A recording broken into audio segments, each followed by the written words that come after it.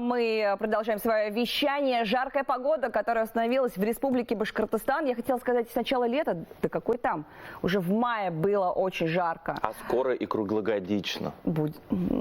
На наш век, может, не хватит. Зачем ты так говоришь? У этого есть свои последствия. Да, зачастую негативные, к сожалению. Да, несмотря на то, что атмосфера в нашей студии и в Башкортостане в эти дни праздничная, мы не можем не говорить о серьезных вещах, о тех темах, которые важно знать, о которых важно помнить каждому нашему телезрителю. Сегодня вместе с нами первый заместитель председателя Государственного комитета Республики Башкортостан по чрезвычайным ситуациям Кирилл Первов. Кирилл Сергеевич, доброе утро. Доброе утро. Ну, наверное, ваша служба, все экстренные службы прям вот на пике максимальной готовности своей работы. У вас выходных, скорее всего, нет.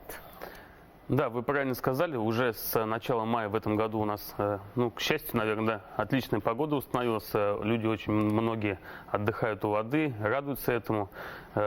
Плюс к этому хорошая новость, да, что у нас в республике в этом году уже более 100 пляжей открыто. То есть, в принципе, официальных пляжей, условия созданы. Мы на первом месте в Приволжском федеральном округе по этому показателю.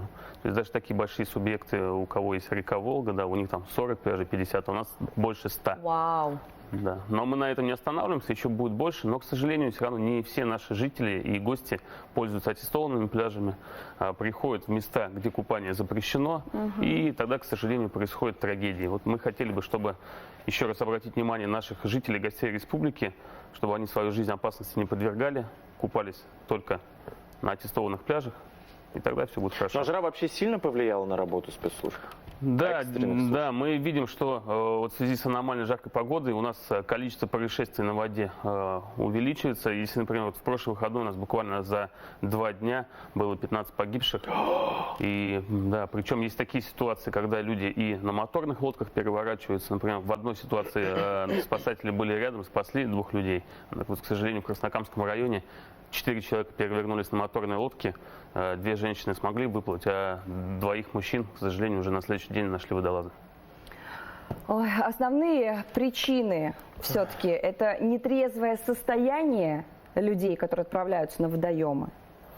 Да, в основном, если мы берем взрослых, то это в подавляющем большинстве случаев мужчины, да, в таком трудоспособном возрасте, которые употребляли алкоголь и купались везде в неустановленных местах, и это является причиной их гибели.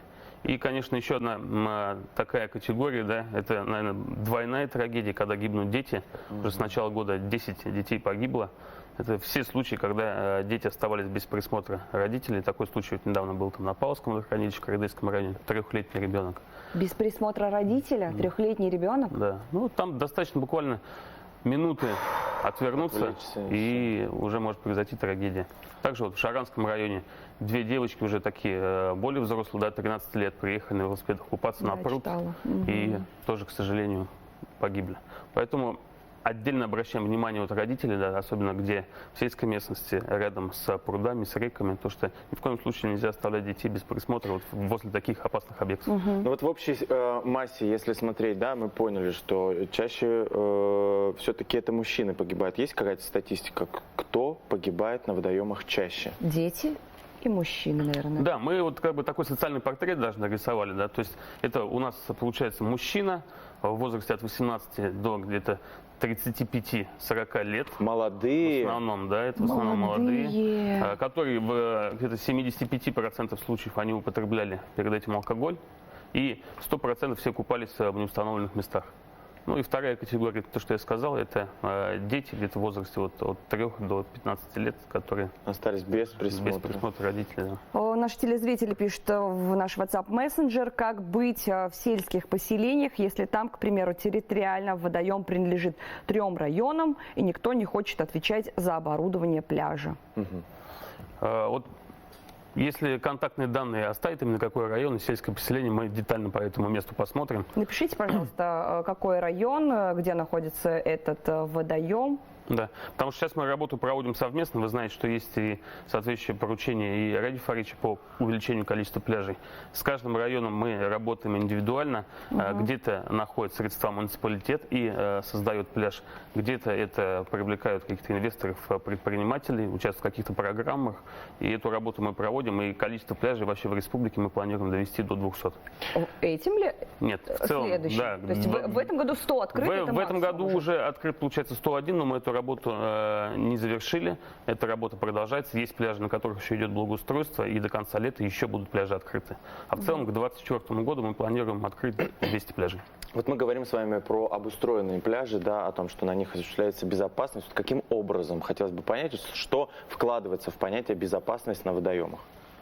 Знаете, хотел бы вот такой пример даже привести, наверное, да. Вот у нас есть пляж Солнечный на Монументе, да, очень много там людей, получается, купаются. Есть вот аттестованный оборудованный пляж, где есть у нас, во-первых, спасатели находятся, есть необходимое спасательное оборудование, и самое главное, обследовано дно. То есть точно известно, что там дно без сильного уклона, там течение, которое соответствует всем требованиям, нет каких там коряк, стекол и так далее. И буквально там рядом 200-300 метров, да, у нас начинается полоса, где купание запрещено, стоят знаки, потому что там начинается поворот реки, там яма, сильное течение. И несмотря на это, ежегодно туда люди идут, да, и ежегодно даже вот гости республики, в том году это даже были граждане других стран, в этом году у нас опять из Московской области там утонул парень. Ну, там практически уже аншлагами все как бы заставлено. Там мы постоянно уже выставляем совместно с администрацией города Уфы посты там общественной безопасности, центр общественной безопасности, спасатели работают. Но вот все равно людям как-то сложно, наверное, я не знаю почему, понять, что их жизнь просто в критической опасности находится, если там уже просто десятками тонут люди на этом месте и все равно продолжают купаться. Поэтому с этим мы боремся. И хочу сказать, что вот сегодня, завтра, послезавтра, вот в выходные дни, да, у нас будут проводиться рейды и на водохранилищах, на водных объектах, как раз для того, чтобы исключить максимально вот это купание в запрещенных местах. То есть будем работать и с воды, и с земли, совместно с сотрудниками МВД, совместно с МЧС России. Поэтому еще раз призываем к тому, чтобы не купались в запрещенных местах. Ну, а какие-то наказания предусмотрены тем, кто купается в запрещенных местах? Да, наказание предусмотрено. Конечно, мы в первую очередь, скажем, стараемся разъяснять, почему это опасно, да. Но если такие люди уже как бы не понимают, да, особенно купаются в состоянии алкогольного опьянения и действительно подвергают жизнь себя и своих близких опасности, за это предусмотрен штраф до 4000 рублей, достаточно большие деньги. И в этом году уже более 100 таких протоколов составлено. И еще раз говорю, что вот в эти выходные массово по всей республике эта работа будет проводиться, поэтому, во-первых, берегите себя и свой бюджет тоже. Да, мы к вам обращаемся с Ваней. Пожалуйста, будьте внимательны, не совершайте каких-то глупых, опрометчивых поступков. Если идете на водоем, на специально оборудованный, пожалуйста, Кирилл Сергеевич, вы тоже можете обратиться к жителям Башкортостана. Да, хотел бы всем нашим жителям и гостям республики пожелать безопасного летнего отдыха на воде, а это можно обеспечить, купаясь только на аттестованных пляжах. У нас более 100 пляжей. Можете зайти на сайт Государственного комитета по чрезвычайным ситуациям и в любой точке республики выбрать для себя удобное место для безопасного отдыха. Еще раз, берегите себя и своих близких.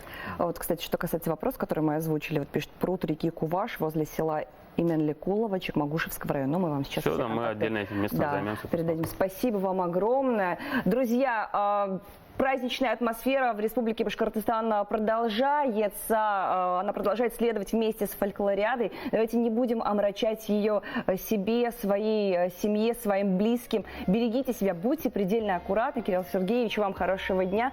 Всем коллегам от нас огромный привет и спасибо за ту работу, которую вы делаете.